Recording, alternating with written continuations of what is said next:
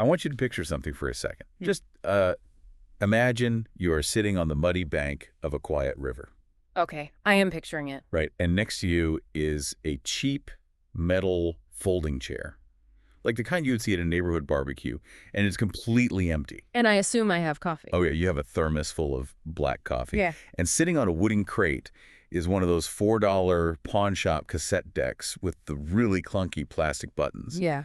And you are just sitting there waiting to interview God and the devil. It is quite the visual, honestly, because when you think about a divine encounter, you usually picture a mountaintop or maybe some burning bushes. Bars of angels, yeah. Exactly. You definitely do not picture a damp riverbank and a tape recorder you have to smack just to get the reels to turn. Welcome to the deep dive. And yes, that setup you just described, that is the literal premise of our source material today. We're taking a deep dive into excerpts from this incredibly strange, deeply philosophical manuscript called The Court Fool's Almanac, Uncensored. It's just such a great title. It really is. And basically, it is a 12-month transcript of conversations. The guy actually hitting record on that tape deck is a retired, widowed riverboat gambler named Colonel Jedediah T. Bluff, or Jed for short. Great, Jed. And every month, he sits down with the Almighty and the adversary. And, their wardrobe choices alone tell you a lot about the tone of this text. God shows up about 14 billion years late, and he is wearing a cardigan woven entirely out of cosmic background radiation. Which is just such a massive flex. Right, it really is. Meanwhile, the devil arrives looking like an exhausted butler in a bespoke linen suit. And that empty folding chair you mentioned earlier. Yeah, the barbecue chair. Jed sets that up every single time just to hold space for his late wife, Etta. Oh, man. It is beautiful. But I should say, our mission for this deep dive is not to get bogged down in theological debates. We aren't really doing that today. No, definitely not. What we want to do is look past this surreal, almost theatrical setup. Because buried in this text are some profound insights about how things actually work. We're going to pull out what this manuscript says about the mechanics of the universe, how we handle miscommunication, the sheer bureaucracy of existing, and why, ultimately, some arguments are better left completely unresolved. Because if you actually asked these two entities how the universe runs on a day-to-day basis, they don't describe a grand mystical symphony. No, they really don't. They describe what sounds like an understaffed, wildly inefficient bureaucracy. Yeah, the universe is basically a DMV that is open 24/7. Jed will try to ask God these massive, hard-hitting questions, like he will say, explain the plagues, or why is there suffering? And God completely dodges him. Oh, totally deflects. He will just start pointing at the sky, praising his own cumulonimbus cloud formations. Right. Or he will completely geek out over beetles. The 350,000 species of beetles. Exactly. God basically says, look, I was going to address the plagues, but I got completely sidetracked by mandibles and iridescent and carapaces. Yeah. But why does he do that? Is he just, incapable of focusing? Well, it is an avoidance mechanism. When you are the architect of a system that is so unimaginably vast, focusing on the micro, like the shiny shell of a beetle, is a way to avoid the crushing responsibility of the macro. That makes a lot of sense. But what is really compelling is that the devil is equally, if not more, exasperated by how the system operates.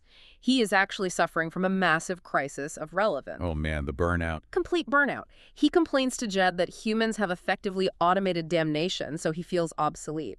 And to illustrate this, he tells a story about showing up in 2008 to offer a classic, standard soul for fortune contract to a Wall Street banker. And the banker counters him. Right. The banker doesn't just counter him. The banker actually tries to sell the devil a subprime mortgage on the river Styx. That is just wild. The devil shows up to do his one job, and he leaves with less than he came with. Exactly. But I guess that makes sense, right? If humanity has invented things like collateralized debt obligations, if we can package up thousands of bad decisions and sell them as a AAA-rated investment, we have basically created a CDO of sin. That is a great way to put it. We don't need a guy in a linen suit offering us a contract in blood anymore. We just, hide the fine print in a PDF. Precisely. Damnation has suffered from modern logistics. But it is not just the devil's side of the ledger that is struggling with the scale of the modern world. Jed asks God why there seem to be fewer grand miracles these days. Why aren't we seeing seas parting anymore? Where are the burning bushes? And God explains it purely in terms of overhead. Think about the mechanics of parting a sea. Okay, let's think about that. You've got the water. You've got the water, sure, but you also have massive tidal calculations to balance. Yeah. You have atmospheric pressure dropping suddenly. You have millions of fish that need to be instantly relocated so they don't just suffocate. Oh, wow, I didn't even think about the fish. Right. You have entire fragile coastal ecosystems that have to be stabilized so you don't accidentally wipe out a continent just to let a few people walk across the sand. So a miracle is basically an ecological disaster that you have to micromanage in real time. Exactly. The budget for that kind of theatricality just isn't there anymore. So today, God says miracles are just a rounding error. Have you ever had a terrible day and a stranger perfectly times a kindness? Oh, sure. Maybe they hold an elevator for you or hand you the exact right sandwich at the exact right moment. Yeah, those little moments that just snap you out of a spiral. I love those. Well, God says that comes from the exact same cosmic account as a parted sea. The grand theatrics were just dropped for the sake of efficiency. That perfectly timed kindness isn't a consolation prize. It is the optimized modern version of the miracle. Okay, so if the universe is this glitchy, underfunded system where miracles are just rounding errors and damnation is automated, Yeah. that brings us to the ultimate design flaw, which is free will. Yes, free will. God keeps bragging about free will. Uh-huh. He calls it his most generous feature. But the devil pushes back hard on that framing. He does. And the devil's argument makes a lot of sense, honestly. He points out that God gave humanity free will, but provided absolutely zero user manual. He just dropped it in our laps, left the room, and filed the paperwork under liberty. Right. It is like, okay, imagine you buy a new piece of tech, a new smartphone, and the CEO of the company pushes a massive, untested software update that makes the phone's battery spontaneously catch fire. But instead of recalling the phone, the CEO puts out a press release calling the fire a generous feature to help you keep your hands warm in the winter. Yeah, it is reframing a bug as a feature. Yes, handing a toddler a loaded revolver and filing it under liberty feels way less like a divine gift and way more like a liability waiver God signed just so he could avoid taking the blame when things go wrong. Which is a heavy accusation. And it forces us to ask a really uncomfortable question. If this universe is a flawed, glitchy mechanism, what happens when its creators are finally forced to take responsibility for it? That's the big question. And the manuscript doesn't let either of them off the hook. In fact, it leads to two massive moments of accountability, starting with God in the month of April. Right. God is trying to give this sweeping, incredibly patronizing speech about women's intuition. He is talking about how it is this beautiful, mystical feature built in at the factory level. And suddenly, Archangel Constance interrupts him. Now, Archangel Constance is essentially a brilliant, utterly unimpressed middle manager of heaven. But wait, how does that work? An angel just interrupts the creator of the universe. Doesn't she get instantly smitten for that kind of insubordination? Well, think about any massive corporation. The CEO might have his name on the building, but the middle managers are the ones who actually know how the servers run. Okay, fair point. Constance has the data. She brutally corrects him in front of the entire room because she knows the day-to-day operations better than he does. And she brings receipts. She points out the physical design flaws like engineering the female pelvis to be too narrow for a human skull that God kept insisting on making bigger and bigger. Yeah. She points out the historical data too. 400 years of witch trials where that same beautiful intuition God is praising got women burned at the stake. She tells him point blank to stop romanticizing survival instincts. And God is backed into a corner here. He is forced to admit a profound, humbling truth. He says, I built the mechanism. I did not live inside of I it. built the mechanism. I did not live inside it. Man, that hit me so hard. Because how often do we do that? Are we all just waiting for our own cosmic constants to force us to admit when we are talking confidently about an experience we have never had to survive? It happens all the time. It is so easy for you to sit completely outside a system and philosophize about how elegant it is, while conveniently ignoring all the people who are getting crushed in the gears. It's the privilege of the architect versus the reality of the tenant. But what is fascinating is that this theme of accountability extends to the devil, too, just in a completely different way. Right. The devil finds himself in a situation where he has to advocate for a damned soul to be transferred out of hell. And it is the same banker from 2008. But I still don't fully understand this part. He is the devil. Why doesn't he just laugh, shred the guy's appeal, and keep the soul? Because hell, according to this text, isn't just chaos. It is a bureaucracy built on rules. If the rules don't matter, then damnation doesn't matter. The banker files a formal appeal arguing that eternal punishment for finite wrongdoing is a category error in proportional justice. So you can't give an infinite sentence for a crime that only took 5 years to commit. Exactly.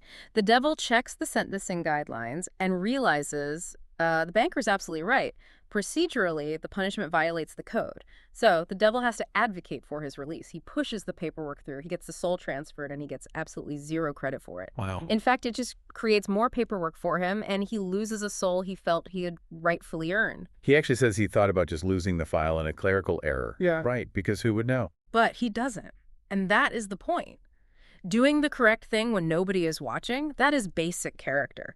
But doing the correct thing when it actively costs you something you earned, when you get zero praise, and your only reward is more administrative headache, that is the truest test of virtue. It is doing the right thing with a massive grudge. I mean, it is so human.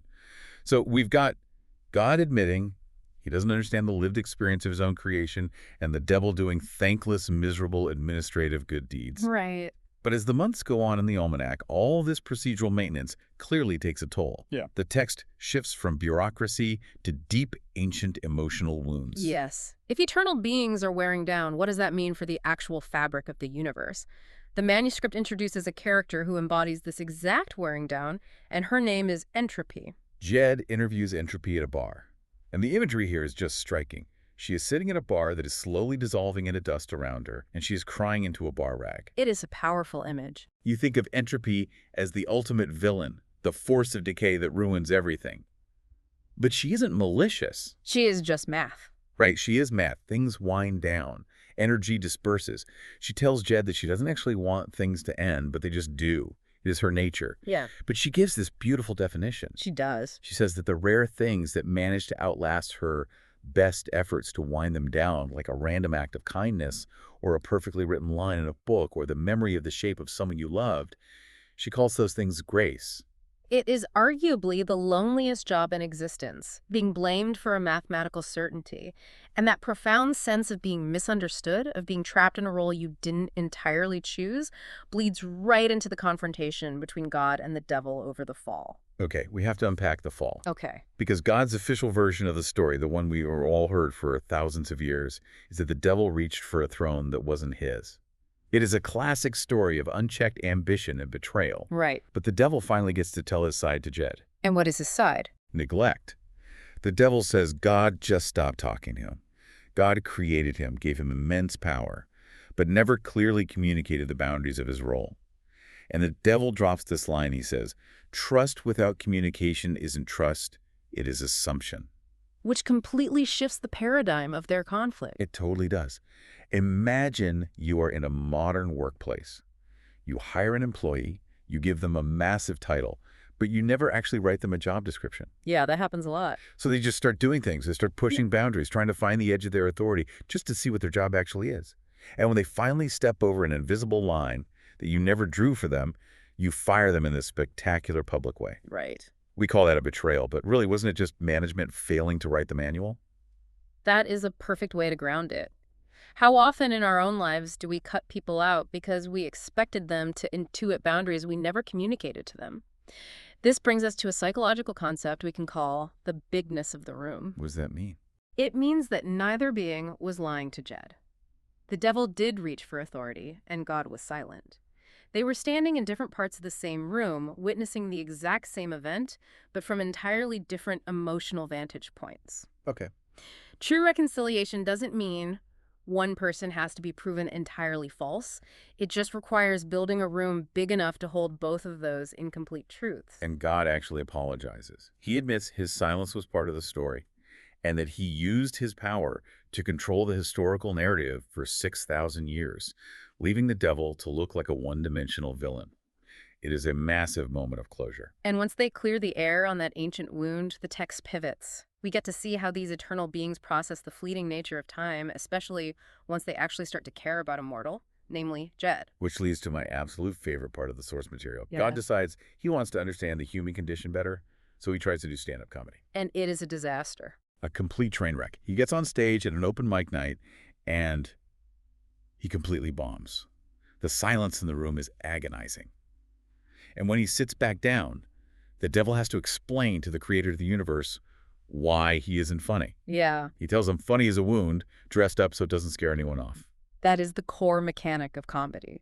But God, being omniscient and omnipotent, doesn't have a wound. He has blueprints. He understands the atomic structure of the microphone, but he has no idea what it feels like to be embarrassed while holding it, and nobody laughs at a blueprint. You cannot joke about the friction of the human condition if you have never felt the friction. Yeah. But he keeps trying. And later on, in September, God actually succeeds. He doesn't try to be grand. He makes a small, highly specific observational joke about alarm clocks. The 6 a.m. negotiation. Yes. You know that moment at 6 a.m. where the alarm goes off and you literally start negotiating with it? Oh, every morning. You treat it like it is a sentient being sitting on your nightstand, and you are like, look, I know what we agreed on last night, but I think 5 more minutes seems extremely reasonable for both parties. It works because God stopped trying to be cosmic. He just paid attention to a small, true, slightly pathetic human habit. But just as they are settling into this camaraderie, the tone of the Almanac shifts dramatically in October. Yeah, they are having this completely absurd, petty argument over who gets credit for inventing popcorn. God claims the corn itself is the miracle, and the devil claims that the alchemy of butter, salt, and heat was clearly his domain. It is the kind of stupid argument you have with someone you have known forever.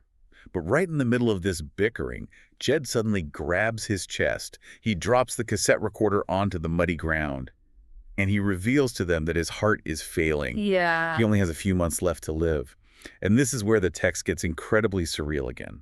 The moment Jed drops the recorder, that tiny, cheap $4 pawn shop machine begins to hesitate. The manuscript specifically notes a half-second delay before the reels catch.